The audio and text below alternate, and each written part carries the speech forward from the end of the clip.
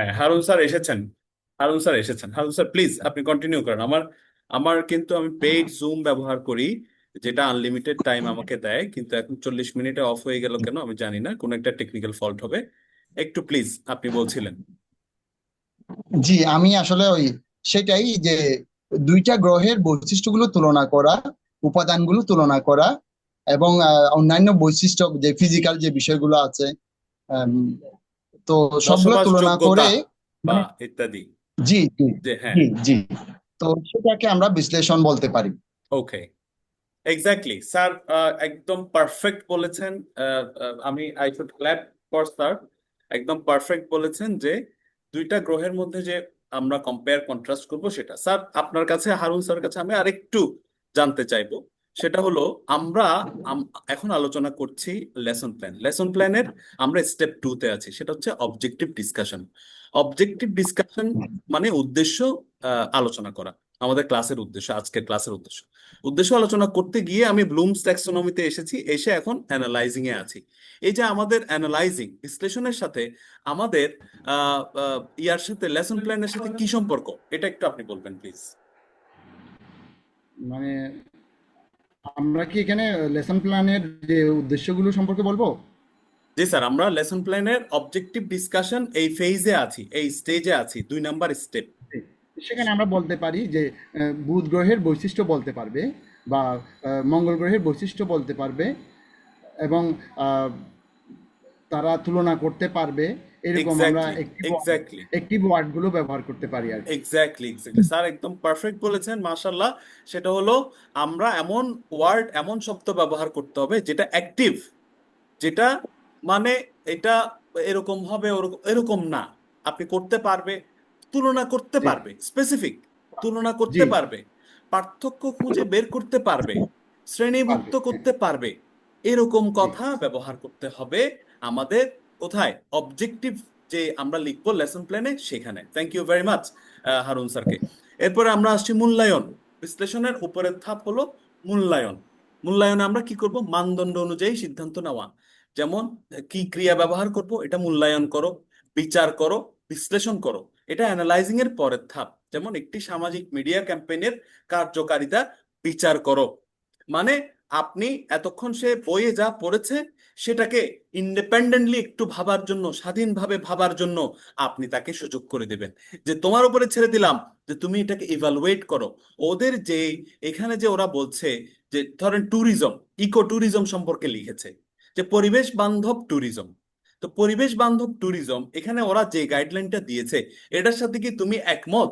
বিচার করো, জাজ করো, বিশ্লেষণ করো, কেন একমত, কেন একমত নও, তোমার মতামত দাও। এটাকে আমরা কি বলবো? ইভালুয়েট। ইভালুয়েট করো, মূল্যায়ন করো, বিচার করো, বিশ্লেষণ করো। আপনার, আচ্ছা, 6 নাম্বারটা আমি বলে আপনাকে অবজেক্টিভ ডিসকাশন, একটা বেস্ট অবজেক্টিভ ডিসকাশন কেমন হতে হয় সেটা বলবো। 6 নাম্বার হচ্ছে ক্রিয়েটিং বা সৃষ্টি, নতুন কিছু তৈরি করা বা সংযুক্ত করা। তাদেরকে বলবেন ডিজাইন করো, একটা পোস্টার ডিজাইন করো এই টপিকের উপরে, তৈরি করো, পরিকল্পনা করো। কালকের এই বিষয়ে নতুন একটা টপিক দিবেন, এই বিষয়ে তোমার নিজের থেকে লিখতে হবে আজকের ক্লাসের উপর ভিত্তি করে। তার মানে এটা হচ্ছে সৃষ্টি, সে পুরোটাই নিজের থেকে সৃষ্টি করছে। আমরা মেমোরি থেকে শুরু করে, রিমেম্বারিং থেকে শুরু করে, আমরা আস্তে আস্তে অ্যানালাইজিং এ, ইভালুয়েটিং এ, এখন সর্বশেষ সবার উপরের ধাপ হলো ক্রিয়েটিং। সে এখন কি করবে? তৈরি করবে, নিজে কিছু একটা তৈরি করবে। তাইলে ক্রিয়েটিং পর্যায়ে আমরা একটু আহ কার কাছে জানতে চাইবো? সাইফুল স্যারের কাছে জানতে চাইবো, যে ক্রিয়েটিং পর্যায়ে আপনি ইংলিশ টিচার, আপনি ক্রিয়েটিং এ তাদেরকে কিভাবে একটা অবজেক্টিভ লিখতে পারেন আপনার লেসন প্ল্যানে।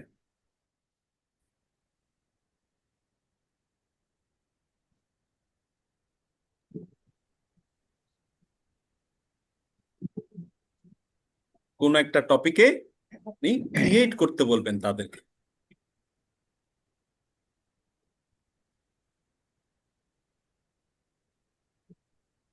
যেমন বলতে পারি আমরা যদি আজকে ধরা যাক যে আমরা আজকে টেন্সের পাস্ট টেন্স আলোচনা করলাম। তো আমি তাদেরকে বলতে পারি যে মানে আজকে আমরা পাস্ট টেন্স ব্যবহার করে কিভাবে একটা স্টোরি লেখা যায় সেটা শিখতে পারবো ইনশাল্লাহ।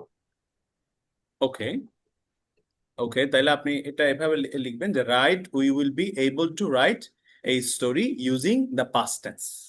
Past tense. তার মানে এই যে ওরা, ভেরি গুড সাইফুল স্যার, তার মানে ওরা যে লিখবে এটা কিন্তু ওদের ক্রিয়েশন, এটা কিন্তু বই থেকে কপি করা না, এটা পরিপূর্ণ নিজের থেকে ওরা কোনো একটা কিছু ডিজাইন করবে, ক্রিয়েট করবে। তার মানে এটা ক্রিয়েশন। ক্রিয়েশন হচ্ছে জ্ঞানের সর্বোচ্চ পর্যায়। হারুনুর রশিদ স্যার এটা আগে, যেহেতু ওনার একটা ধারণা আছে, উনি আরো ভালো বলতে পারবে এই বিষয়ে। সেটা হচ্ছে ক্রিয়েশন হলো যে জ্ঞানের সবচাইতে উঁচু স্তর। আমাদের যেটা আমি বলতে চেয়েছিলাম বলিনি, সেটা হলো আমাদের উদ্দেশ্য থাকবে, আমাদের একটা ক্লাসে বিভিন্ন লেভেলের ছাত্র থাকে, poor student, average student, excellent student, advance student, slow student, বিভিন্ন ধরনের ছাত্র থাকে।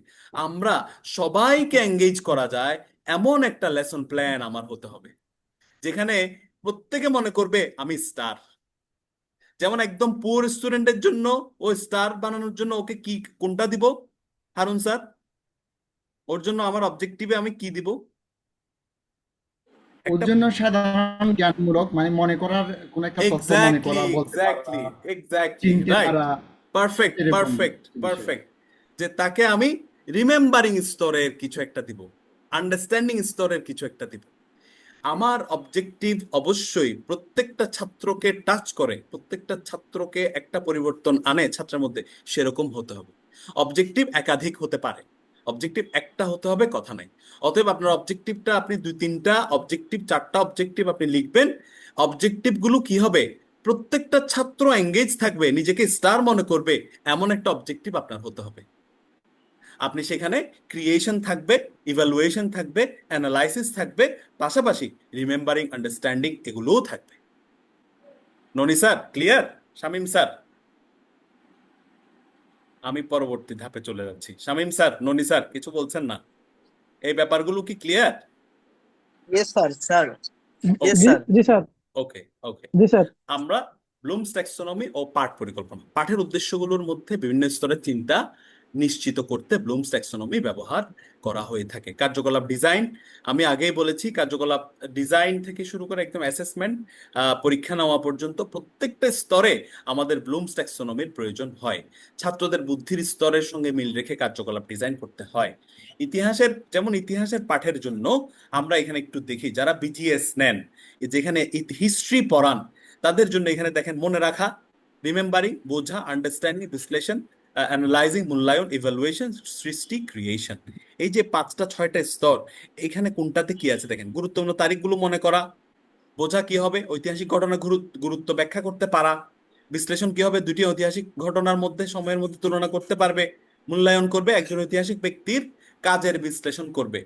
ধরেন শেখ মুজিবুর রহমান, জিয়াউর রহমান, ওনাদের যে কন্ট্রিবিউশন, যে অ্যাক্টিভিটিস, এটা তোমার কাছে কেমন মনে হচ্ছে? এই অ্যাক্টিভিটিস এর মাধ্যমে, এই কন্ট্রিবিউশনের মাধ্যমে আমাদের দেশের কি উন্নতি হয়েছে? উন্নতি হলে কতটুকু হয়েছে? বা আমাদের দেশের কন্ট্রিবিউশন কতটুকু আমাদের দেশের প্রতি? এভাবে আপনি তাকে স্বতন্ত্রভাবে মূল্যায়ন করতে দিবেন। হোক সেটা আপনার পক্ষে, আপনার বিপক্ষে, হোক হিস্ট্রি অনুযায়ী হয়েছে বা হিস্ট্রি অনুযায়ী হয়নি, কোনো সমস্যা নেই। আমি এখানে আওয়ামী লীগ, বিএনপি, জামাত বা জাতীয় পার্টি কোনো কিছুর দরকার নাই। আমার দরকার এটা ইভ্যালুয়েশন, মূল্যায়ন পর্যায়ে আমার দরকার সে ইন্ডিপেন্ডেন্টলি, স্বাধীনভাবে মূল্যায়ন করতে পেরেছে কিনা।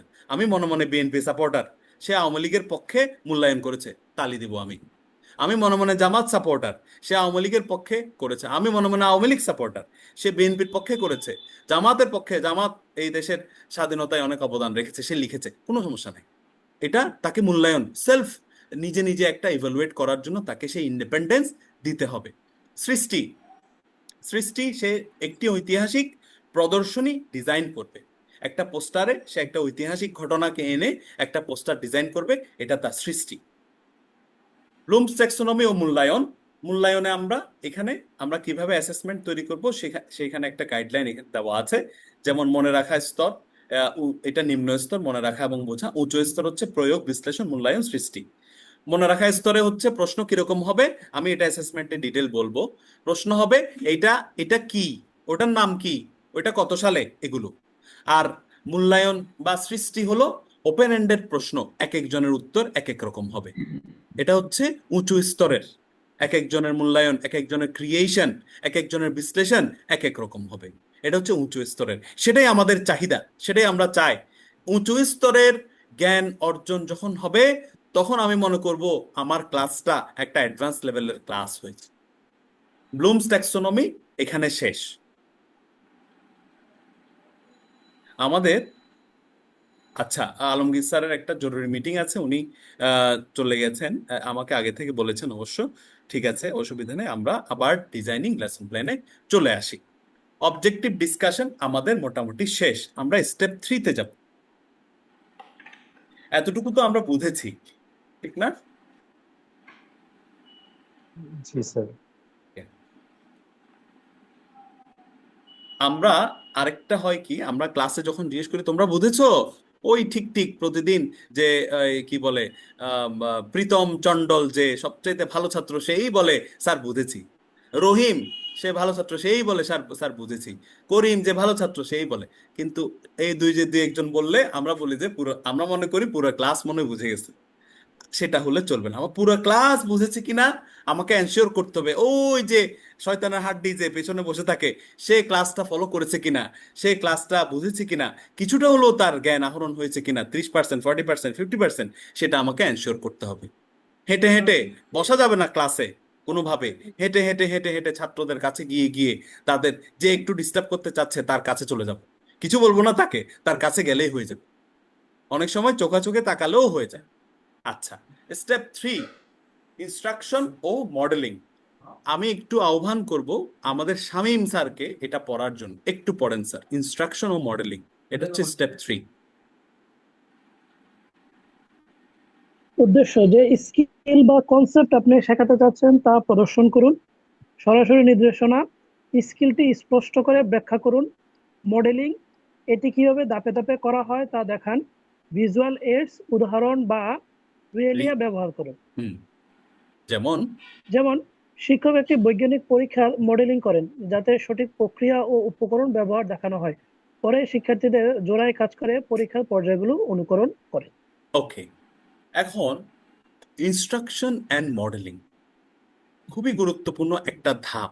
আপনার এতক্ষণ আমরা করেছি কি জানেন, এতক্ষণ আমরা এই কি বলে মানে আমি কিভাবে বুঝাবো, এতক্ষণ আমরা একটা স্ট্রাকচারের প্রাইমারি ধাপগুলো শেষ করেছি। এখন আমি এসেছি মাছের মধ্য অংশে, মাছের মধ্যভাগ যেটা সবাই খেতে চায়, মাছের মধ্যের টুকরাটা যেটা সবাই খেতে চায়, সেই পর্যায়ে আমি এখন এসেছি, সেটাকে বলে ইনস্ট্রাকশন অ্যান্ড মডেলিং। আপনি যেটা শেখাতে চাচ্ছেন সেটা লেকচার দিবেন না, এই লেকচারের জায়গা হলো এইটা, আপনার লেকচারের জায়গা হলো ইনস্ট্রাকশন। এই স্টেপ 3, এখানে আপনি স্পষ্ট ভাষায় সহজ টিচার টক ব্যবহার করে, আমাদের পূর্বের ক্লাসে আমরা টিচার টক আলোচনা করেছি, একটা ইফেক্টিভ টিচার টক কাকে বলে, একটা ইফেক্টিভ টিচার টক ব্যবহার করে আমরা ইনস্ট্রাকশন দিব। The instruction should be plain and clear to everybody. একদম যে শয়তানের হাড্ডি যে একদম ক্লাসে ডিস্টার্ব করে, যে কিছু বোঝে না, একদম ডাল, সেও বুঝতে পারে মতো এমন ইনস্ট্রাকশন, এমন ভাষা, এমন টিচার টক ব্যবহার করে আপনার ইনস্ট্রাকশনটা হবে। আপনি কি চাচ্ছেন সেটা আপনি প্রথমে বলে দিয়েছেন, আপনার আজকের ক্লাসের উদ্দেশ্য। এখন বলবেন ইনস্ট্রাকশন। ইনস্ট্রাকশন মানে হচ্ছে যে মূলত আপনি যা চাচ্ছেন তার একটা ব্যাখ্যা, মুখে বলে বলে, বোর্ডে লিখে লিখে, হাতে অঙ্গভঙ্গিমা করে করে আপনি বুঝাবেন, সেটাকে বলে ইনস্ট্রাকশন। আপনার বোঝানোর জায়গা হচ্ছে এই স্টেপ 3। এরপরে আসছি মডেলিং। মডেলিং কি? মডেলিং হলো আপনি যা ওদের কাছ থেকে আউটপুট চাচ্ছেন তা আপনি নিজে করে দেখাবেন, এটা হচ্ছে মডেলিং। আপনি চাচ্ছেন ওরা একটা ঐতিহাসিক ঘটনার বিশ্লেষণ করুক, আপনি নিজে একটা ঐতিহাসিক ঘটনার বিশ্লেষণ করে দেখাবেন। আপনি চাচ্ছেন ওরা একটা সেন্টেন্সে কোনটা কোন পার্ট অফ স্পিচ বের করুক, আপনি নিজে একটা সেন্টেন্স লিখে প্রত্যেকটা পার্ট অফ স্পিচ বের করে করে সেটা দেখাবেন। আপনি গণিত পড়াচ্ছেন, আপনি ওদের কাছে কি চাচ্ছেন, এই সূত্রটা অ্যাপ্লাই করে এই অঙ্কটা করতে পারবে, আপনি এই অঙ্কটা করে নিজে first to last step by step তাদেরকে দেখাবেন, এটাকে বলে মডেলিং। আপনি যা চাচ্ছেন তা আপনি নিজে করে দেখাবেন। তাহলে ইনস্ট্রাকশন গেল, মডেলিং গেল। মডেলিং এ উদ্দেশ্য হলো যে স্কিল বা কনসেপ্ট আপনি শিখাতে যাচ্ছেন তা প্রদর্শন করা। সরাসরি নির্দেশনা স্কিলটি স্পষ্ট করে ব্যাখ্যা করবেন এবং এটা ধাপে ধাপে স্ক্যাফোল্ডিং মনে আছে তো আমাদের স্ক্যাফোল্ডিং ছাত্রদেরকে আমরা একবারে পুরোটা দিয়ে দিব না, ভাগে ভাগে ভাগে ভাগে আমরা তাদেরকে দিব। এই জন্য আপনি ছবি ব্যবহার করবেন, ভিজুয়াল এইড, রিয়ালায়া। রিয়ালায়া মানে হচ্ছে বাস্তব, এমন সরি ওয়ার্ল্ডের জিনিস বাস্তবে বাস্তব জীবন থেকে আপনি নিয়ে আসবেন। যেমন আমাদের হারুন স্যার কি করতে পারেন, একটা গ্লোব আনতে পারেন ক্লাসে। আমাদের হারুন স্যার মিউজিয়ামে রাখে এরকম একটা ঐতিহাসিক জিনিস আনতে পারেন। রিয়ালায়া আমাদের পাঠের সাথে সংশ্লিষ্ট আছে এমন একটা দ্রব্য, এমন একটা জিনিস, এমন একটা থিং, অবজেক্ট তিনি ক্লাসে এনে শো করবেন। এটাকে বলে রিয়ালায়া। ইংলিশ টিচারদের জন্য সেম, তিনি যেটা চাচ্ছেন সেটা তিনি এখানে শো করবেন। যেমন তিনি একটা ছবিতে একটা ছেলের অনেকগুলো গুণ, সে গুড, সে টল, সে ইন্টেলিজেন্ট, সে ক্লেভার, এগুলো লিখে দিয়েছেন, ছবি দেখাচ্ছেন। তাহলে এটা অ্যাডজেক্টিভ পড়াচ্ছেন আপনি, অ্যাডজেক্টিভ কি কি হতে পারে সেটা আপনি দেখাচ্ছেন। তার মানে বাস্তব অভিজ্ঞতা থেকে বা ছবি দেখিয়ে আপনি সেটা তাদেরকে ক্লিয়ার করছেন। এটা হচ্ছে ইনস্ট্রাকশন অ্যান্ড মডেলিং। তাহলে ইনস্ট্রাকশন অ্যান্ড মডেলিং কি ক্লিয়ার আমাদের?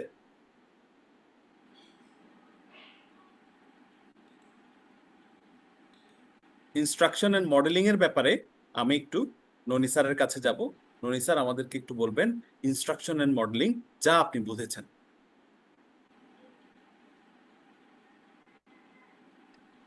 Sir Noni sir. আমি মনে করি ইনস্ট্রাকশন, আমি যদি তাকে স্পিকিং স্পিকিং স্কিল শেখাতে চাই, তো প্রথমে স্পিকিং কিভাবে একজন আরেকজনের সাথে করবে, কিভাবে এঙ্গেজ হবে একজন আরেকজনের সাথে, সেটা ইনস্ট্রাকশন দিব। তারপর আমি একজন স্টুডেন্টের সাথে স্পিকিং প্র্যাকটিস করব, কিভাবে তাকে কোশ্চেন আস্ক করব এবং সে কিভাবে উত্তর দিবে সেটা আমি মডেলিং করে দেখাবো। দেন আমি দুইজন করে পেয়ারে স্টুডেন্টদেরকে এঙ্গেজ করে দেবো যে তোমরা এই বিষয়টা নিয়ে এই টপিকস এর উপরে 1 মিনিট স্পিকিং প্র্যাকটিস করো। এটাই sir instruction and modelling I think. Very good Noni sir. Noni sir যেটা পেয়ারিং এর কথা বলেছেন, জোড়ায় জোড়ায় কাজ করতে দিবে, গ্রুপে কাজ করতে দিবেন, এটা হচ্ছে স্টেপ 4।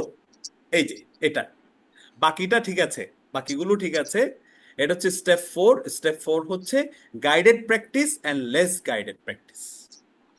আমাদের লেসন প্ল্যানের স্টেপ 4 গাইডেড প্র্যাকটিস। গাইডেড প্র্যাকটিসের উদ্দেশ্য হলো বা লেস গাইডেড প্র্যাকটিসের উদ্দেশ্য হলো শিক্ষার্থীদের আত্মবিশ্বাস তৈরি করা অনুশীলনের মাধ্যমে। গাইডেড প্র্যাকটিস কি জিনিস?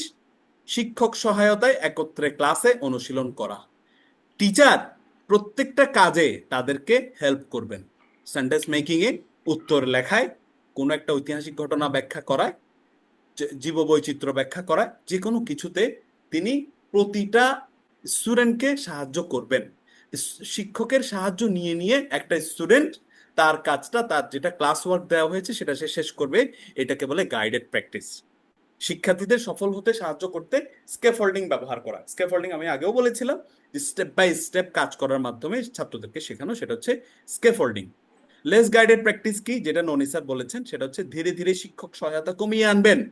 শিক্ষক আর আগের মতো প্রতিটা জিনিস গাইড করবেন না, প্রতিটা জিনিস বলে দিবেন না।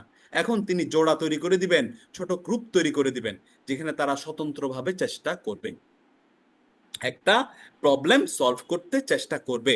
এই জোড়াই কাজ, দলবদ্ধ কাজ, দলীয় কাজ, এটাকে বলে লেস গাইডেড প্র্যাকটিস। তাহলে গাইডেড প্র্যাকটিস গেল, লেস গাইডেড প্র্যাকটিস গেল। ধরেন ইনস্ট্রাকশনের মডেলিং যদি 10 মিনিট হয়, guided practice, less guided practice আরো 10 মিনিট, তাহলে ওয়ার্ম আপ গেল 5 মিনিট, অবজেক্টিভ ডিসকাশন 5 মিনিট, তাহলে কয় মিনিট গেল? 30 মিনিট গেল। আর ক্লাসের জন্য বাকি আছে 10 মিনিট বা 20 মিনিট। 40 মিনিটের ক্লাস হতে পারে, 50 মিনিটের ক্লাস হতে পারে। ইন্ডিপেন্ডেন্ট স্টেপ 5 হচ্ছে ইন্ডিপেন্ডেন্ট প্র্যাকটিস। স্টেপ 5 এর জন্য আমরা সময় রাখবো 10 থেকে 15 মিনিট। 10 থেকে 15 মিনিট।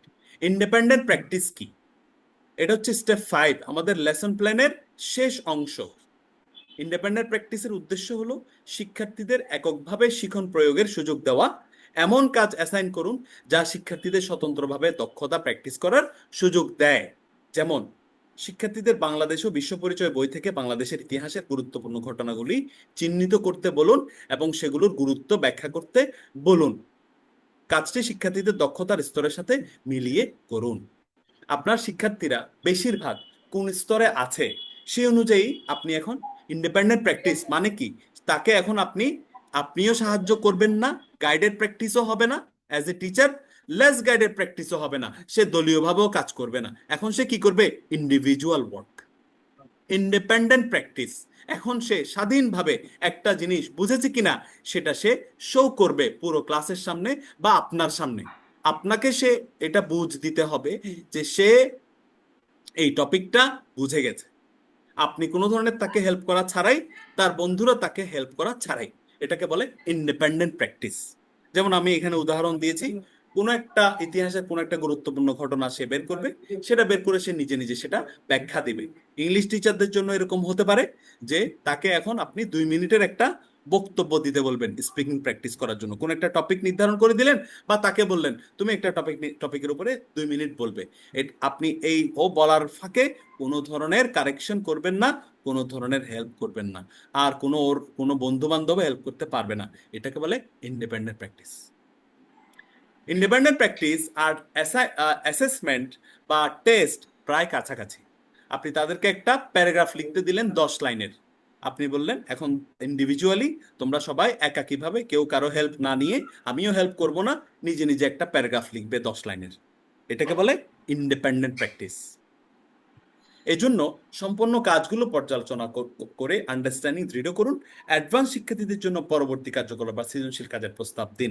হ্যাঁ, এখানে আপনি এক এক গ্রুপ অফ স্টুডেন্টকে এক এক কাজ দিতে পারেন, সেটা আপনার জন্য যাতে কঠিন না হয়। পরবর্তীতে খাতাগুলো তো কাটতে হবে, খাতা কাটা যাতে কঠিন না হয় সেজন্য আপনি কি করবেন, এই গ্রুপ অফ স্টুডেন্টকে আপনি বাছাই করবেন যে এরা দুর্বল, এরা এভারেজ, এরা অ্যাডভান্সড, যার স্তর অনুসারে তাকে সেটা লিখতে দিবেন।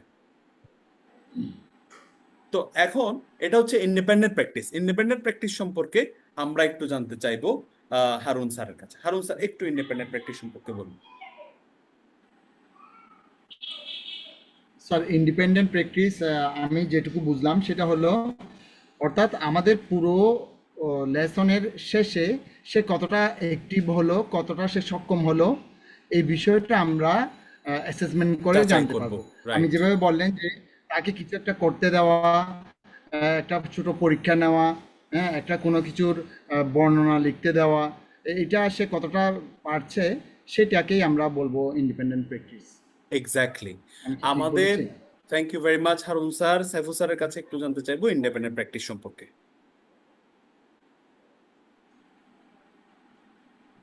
জি স্যার, ইন্ডিপেন্ডেন্ট প্র্যাকটিস আমি যতটুকু বুঝেছি, আহ, আহ, পুরো 4টা প্রক্রিয়া শেষ হওয়ার পরে এরপরে হচ্ছে ব্যক্তি পর্যায়ে কিছু অ্যাসেসমেন্ট দেওয়া, সে এককভাবে কতটুকু সক্ষম হলো যে আজকে যে লেসনটা তাকে ইয়ে করা হয়েছে সেটা সে ইন্ডিপেন্ডেন্টলি এককভাবে সে কতটুকু এটা অ্যাকোয়ার করতে পারছে। এই সম্পর্কে স্যার এটুকু বললাম। রাইট, রাইট, ঠিক আছে। সাইফুল স্যার ঠিক বলেছেন। আমাদের পুরো লেসন প্ল্যান, হারুন স্যার জি। যে আমি আসলে একটু উদাহরণ দিতে চাই, আপনি যেটা জি। লিখেছেন মানে বাংলাদেশ ও বিশ্ব পরিচয় বই থেকে যদি গুরুত্বপূর্ণ ঘটনাগুলো সে ফাইন্ড আউট করে, যেমন সেখানে গুরুত্বপূর্ণ ঘটনা আছে, ভাষা আন্দোলনের ঘটনা আছে, যুক্তফ্রন্টের নির্বাচনের ঘটনা আছে, তারপরে 69-এর গণঅভ্যুত্থানের ঘটনা আছে, কিংবা 70 সালের নির্বাচন, 71 সালের মুক্তিযুদ্ধ, এটার যে কোনো একটা বিষয়বস্তু সে নিতে পারে। ধরে নিলাম যে সে নিল ভাষা আন্দোলন, তো এখন তাকে আমি একটা কাজ দিতে পারি যে বাংলাদেশের পরবর্তী যে রাজনৈতিক ঘটনাবলীতে ভাষা আন্দোলনের প্রভাব সম্পর্কে তোমার ধারণা বর্ণনা করো। রাইট, এটা এক্স্যাক্টলি, হতে পারে হয়তো, মানে সে তার এক্স্যাক্টলি হয়তো চিন্তা করে লিখবে যে ভাষা আন্দোলন কিভাবে আমাদেরকে মুক্তিযুদ্ধ পর্যন্ত নিয়ে গেল নিয়ে এবং এসেছে। বিজয় অর্জন পর্যন্ত নিয়ে গেল, রাইট, রাইট, রাইট, ওই ব্যাপারটা সে ব্যাখ্যা করবে। Exactly, exactly. এখানে হারুন স্যার, আমি হারুন স্যারের সাথে একটু অ্যাড করব, হারুন স্যার যথার্থই বলেছেন। হারুন স্যারের সাথে একটু অ্যাড করব, সেটা হচ্ছে আমরা চেষ্টা করব ছাত্রদেরকে ওই ব্লুমস ট্যাক্সোনমির অ্যাডভান্স লেভেল উঁচু স্তরের টাস্ক দিতে। উঁচু স্তরে আছে কি ক্রিয়েশন, উঁচু স্তরে আছে কি ইভালুয়েশন, সেগুলো আমরা সেই ধরনের টাস্ক আমরা দিতে চেষ্টা করব। ইন্ডিপেন্ডেন্ট প্র্যাকটিসে এই স্টেজে সে ক্রিয়েট করতে পারতে হবে, সে ইভালুয়েট করতে পারতে হবে, সে অ্যানালাইজ করতে পারতে হবে। তাইলে আমাদের লেসনটা সফল হবে। তাইলে আমাদের পুরো লেসন প্ল্যানে 5টি ধাপ আমরা আলোচনা করলাম। আমাদের ক্লাসও প্রায় শেষের দিকে।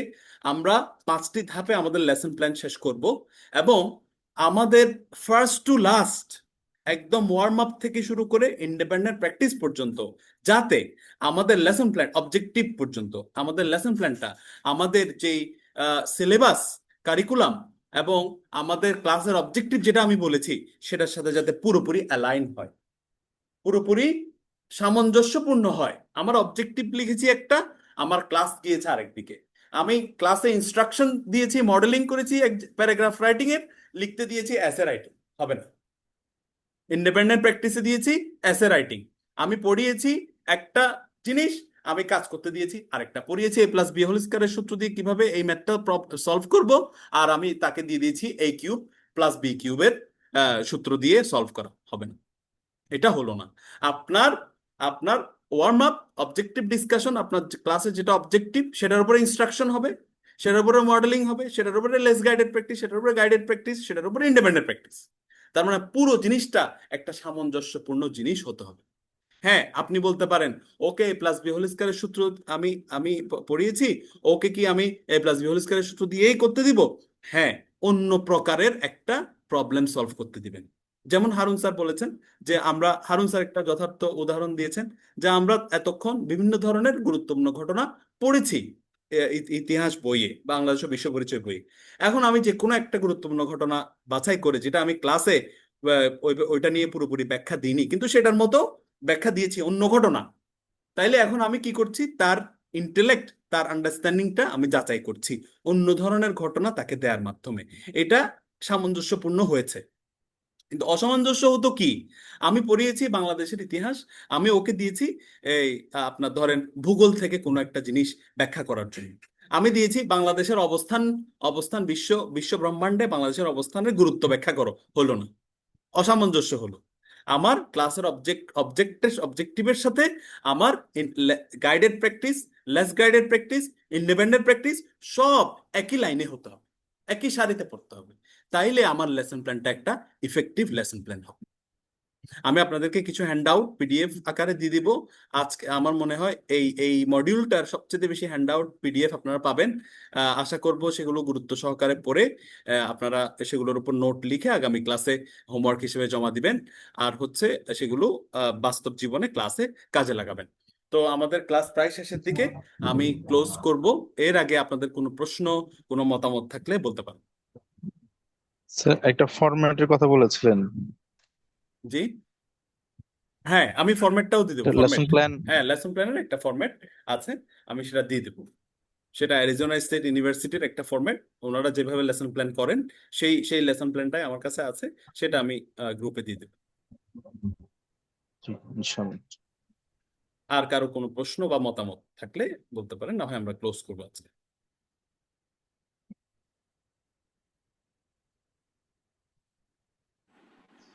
আমার একটা মতামত হলো, স্যার। আমাকে শোনা যাচ্ছে? জি স্যার, জি। জি। এ, আপনার যে স্লাইড গুলো আমাদেরকে দেখাচ্ছেন, এটা আমার মনে হয় স্লাইড শো ইয়েতে মোডে যদি দেওয়া যায়, মনে হয় একটু বেটার ভিউ হবে আর কি। আচ্ছা আচ্ছা, জি জি, স্লাইড শো মোডেই ছিলাম এতক্ষণ। মানে এখন স্যার, যেটা দিচ্ছেন এটা স্লাইড শো হচ্ছে না। এটা স্লাইড না শো না মোডেই মনে ছিল। হয়, আমার স্লাইড শো মোড আমার মনে হয়। হ্যাঁ, এটা ঠিক আছে, এটা ঠিক আছে। হ্যাঁ হ্যাঁ, এটাই এটাই, কিন্তু হ্যাঁ অনেক ক্ষেত্রে, এরকমই। বেশিরভাগ ক্ষেত্রে হ্যাঁ হ্যাঁ, ও আচ্ছা আচ্ছা বেশিরভাগ আচ্ছা ক্ষেত্রে আমার মনে হচ্ছে আপনি ওটা দেন না বা এরকম। আচ্ছা আচ্ছা, আচ্ছা, ওকে যাই হোক। ওকে, ঠিক জি আছে, জি ওকে জি। ওকে, ঠিক আছে। এটা ঠিক বলেছেন, ভালো হয়েছে, আমি সেটা খেয়াল রাখবো ইনশাল্লাহ। Thank you. তাহলে আমি ধরে নিচ্ছি যে আর কারো মতামত বা প্রশ্ন নেই। তাহলে আমরা আমাদের আজকের ক্লাস এখানে শেষ করছি। Thank you very much. আপনাদের সবাইকে অসংখ্য ধন্যবাদ আজকের ক্লাসে অ্যাক্টিভ পার্টিসিপেশনের জন্য, আপনাদের ব্যস্ততম সময় থেকে এখানে সময় দেওয়ার জন্য, নিজেদের উন্নয়নের জন্য কাজ করছেন। Thank you very much. আসসালামু আলাইকুম। ওয়ালাইকুম আসসালাম।